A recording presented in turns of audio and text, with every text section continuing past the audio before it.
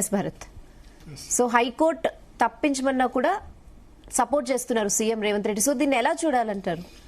అంటే ఒకటి రెండు విషయాలు. హైడ్రా వల్ల మొత్తం చెడే జరిగింది, మొత్తం మంచి జరిగింది. రెండింటితో నేను ఏకీభవించాను. మంచి జరిగింది, చెడు జరిగింది. ముందు మంచి చెప్తా, పాజిటివ్ చెప్పాలి దేనికైనా. ముందే మొదటి నుంచి ప్రధానికి నెగిటివ్. ఇప్పుడు ఇంతకుముందు ఏంటంటే హైదరాబాద్ అనే కాదు, ఎక్కడ చూసినా చెరువులు కబ్జాలు, అంతే కదా. చెరువులు FTL full tank level, full tank level buffer zone పక్కన పెట్టండి. ఎఫ్టీఎల్ లో కూడా ఎందుకంటే చెరువులు ఫ్రీగా దొరికి రాజకీయ పార్టీ నాయకులకు ఒక రెవెన్యూ, ఒక రిసోర్స్ అయిపోయింది. డబ్బులు ఏంది, గవర్నమెంట్ ల్యాండ్స్, చెరువులు కబ్జా చేయడం. అది ఈ పార్టీ ఆ పార్టీ అని కాదు. ఎందుకంటే ఇవాళ ఈ పార్టీలో ఉన్నాడు, రేపు వేరే పార్టీలో పోతున్నాడు, అంతే కదా. Congress, BJP, BRS, CPI, CPM, Majlis అన్ని పార్టీల వాళ్లకు చెరువులు ఫ్రీగా దొరికిందా అని ఏం చేశారు, కబ్జా చేశారు. కబ్జా పెట్టేసి ఎవరిది కాదు కదా, పబ్లిక్ సొమ్ము ఏమైనా ఆక్రమించుకుంటే అది పబ్లిక్ సొమ్ము కూడా ఆక్రమించుకుంటున్నారు, అది వేరే సంగతి. పబ్లిక్ ల్యాండ్స్ కూడా కబ్జా. చెరువును ఆక్రమిస్తే ఎవరికేం నష్టం కాదు. లేక్ వ్యూ, ఇప్పుడు లేక్ వ్యూ అని ఎవరు బోర్డు కూడా పెట్టట్లేదు. లేక్ వ్యూ అంటే కొనడానికి పబ్లిక్ భయపడుతున్నారు. ఎందుకు, చెరువు దగ్గర ఉంటే అది ఎఫ్టీఎలా లేకపోతే అదా ఇదా అని భయపడే సిచ్యువేషన్ ఒకటి వచ్చింది హైడ్రా వల్ల. ఆ సిచ్యువేషన్ వచ్చింది. అయితే అదొకటి. రెండవది పార్కులు కబ్జా, ప్రభుత్వ స్థలాల కబ్జా. హైడ్రా చెప్పుకుంటుంది 1,50,000 కోట్ల రూపాయల విలువైన స్థలాల్ని హైడ్రా కాపాడిందని చెప్తున్నారు. నిజంగా 1,50,000 కోట్ల రూపాయల స్థలాల్ని గనక కాపాడుంటే డెఫినెట్ గా మన రంగనాథ్ కు, రేవంత్ రెడ్డికి హ్యాట్స్ ఆఫ్ చెప్పాలి. 1,50,000 కోట్లు వాళ్ళు చెప్తున్నారు, అది మామూలు విషయం కాదు. 1,50,000 కోట్ల విలువైన స్థలాలంటే గనక ఇక్కడ మంచి ఉంది, చెడు ఉంది. బతుకమ్మకు ఉంటే ఉంది. వాళ్ళు చిన్నప్పుడు బతుకమ్మ ఆడుకునే వాళ్ళు, దాన్ని తీసుకొచ్చి ఒక లీడర్ కబ్జా చేసి అది నా స్థలం అని చెప్పారు, అంతే కదా. ఆ బతుకమ్మ కుంటని పునరుద్ధరించారు. కానీ మళ్ళా హైకోర్టు, కోర్టులో స్టే తెచ్చుకొని మళ్ళా అది జరిగింది. నల్ల చెరువు, ఇట్లా ఒక 5-6 చెరువులు పునరుద్ధరించారు, మంచిగా ఉంది. స్టార్టింగ్ లో బాగానే ఉంది. నాగార్జున ఎన్ కన్వెన్షన్ కూలగొట్టారు, పల్లనరాజు కూలగొట్టారు. ఆ తర్వాత జరిగిన పరిణామాలు, ఇప్పుడు కొద్దిమంది మంత్రులు ఎఫ్టీఎల్ లో నివాసం ఉంటుంటే వాళ్ళ జోలికి ఎందుకు వెళ్ళలేదు, ఇట్లా ఆరోపించిన వాళ్ళు ఉన్నారు. అంటే ఇప్పుడు పొంగులేటి శ్రీనివాసరెడ్డి, తర్వాత చీఫ్ పట్నం మహేందర్ రెడ్డి, వివేక్ వెంకటస్వామి, వీళ్ళందరూ ఫామ్ హౌస్లు ఎఫ్టీఎల్ పరిధిలో ఉన్నాయని బీఆర్ఎస్ ఆరోపిస్తుంది. మరి వాళ్ళ జోలికి ఎందుకు పోలేదు అని ఆరోపణ వచ్చినప్పుడు క్లియర్ గా జవాబు చెప్తే అయిపోయేది. అట్లాగే రేవంత్ రెడ్డి సోదరుడు తిరుపతి రెడ్డిది కూడా దుర్గం చెరువు, అది బఫర్ జోన్ లో ఉంది. దాని విషయంలో కోర్టుకు వెళ్లి స్టే తీసుకొస్తే ఏమనలేదు. ఇట్లా ఆరోపణలు ఉన్నాయి.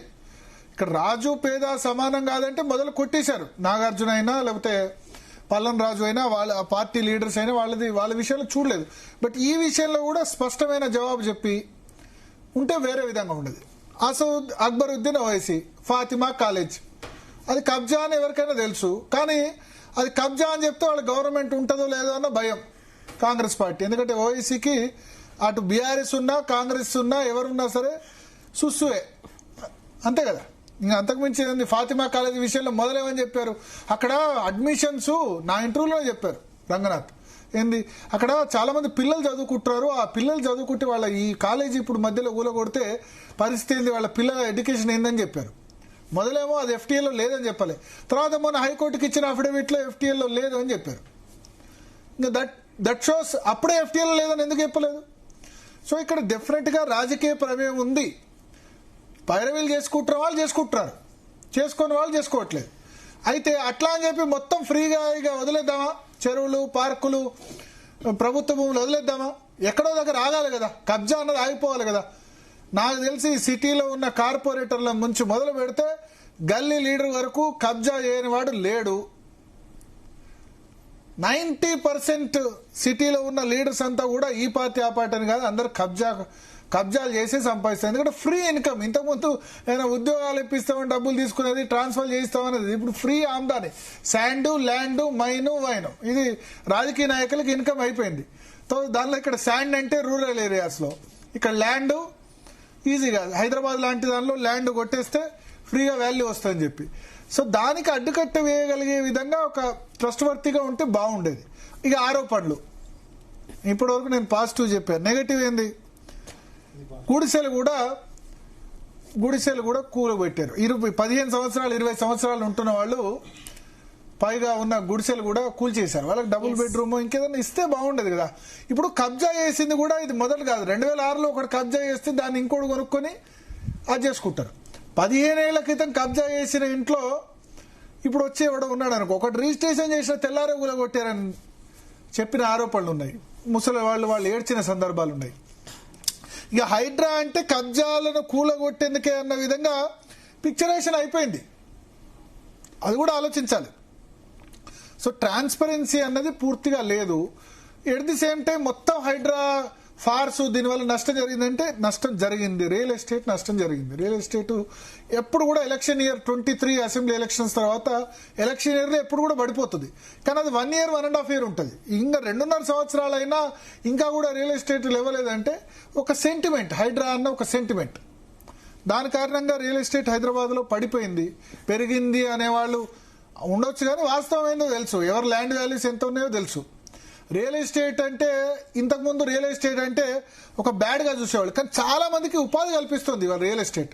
మేస్త్రీలు, లేబరు, పనిచేసేవాళ్ళు, రియల్ ఎస్టేట్ సంస్థల్లో పనిచేసేవాళ్ళు, ప్లాట్లు అమ్మేవాళ్ళు, కొనేవాళ్ళు, ఎంతో లక్షలాది మందికి ఉపాధి కూడా కలుగుతుంది కదా రియల్ ఎస్టేటు.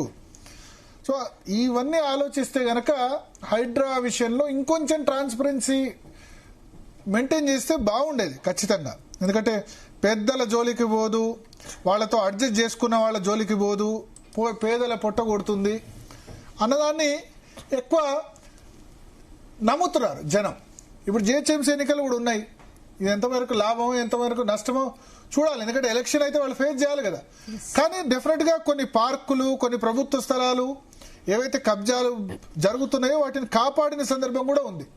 సో మంచి ఉంది, చెడు ఉంది. అయిగా రేవంత్ రెడ్డి అన్నారు. రేవంత్ రెడ్డి నిన్న హైకోర్టు చెప్పింది ఏంది, ఆయన ఆ పదవిలో ఉండకూడదని. అయితే ఒకటి ఏంటంటే ఎగ్జిక్యూటివ్ జ్యూరిడిక్షన్ ఏంటంటే, అంటే ప్రభుత్వము ఏ అధికారి ఎక్కడ ఉండాలనేది ప్రభుత్వం డిసైడ్ చేస్తుంది, కోర్టులు డిసైడ్ కాదు. అది బేసిక్ ప్రిన్సిపల్. ఇప్పుడు ఈ హైకోర్టు దాని మీద డివిజన్ బెంచ్ అప్పీల్కు వెళ్తారు.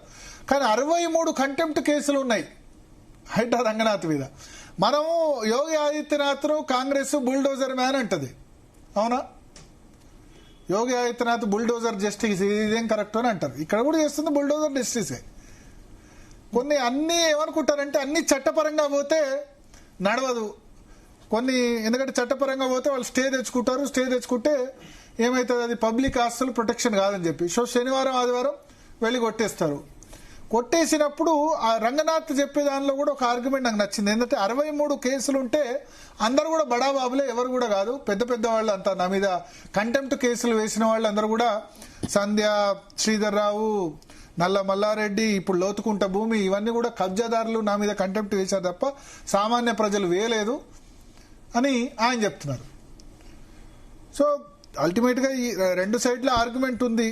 బట్ హైడ్రా కమిషనర్ గురించి అయితే ఇప్పుడు రేవంత్ రెడ్డి అయితే ఖచ్చితంగా డివిజన్ బెంచ్ కి అప్పీల్ వెళ్తారు.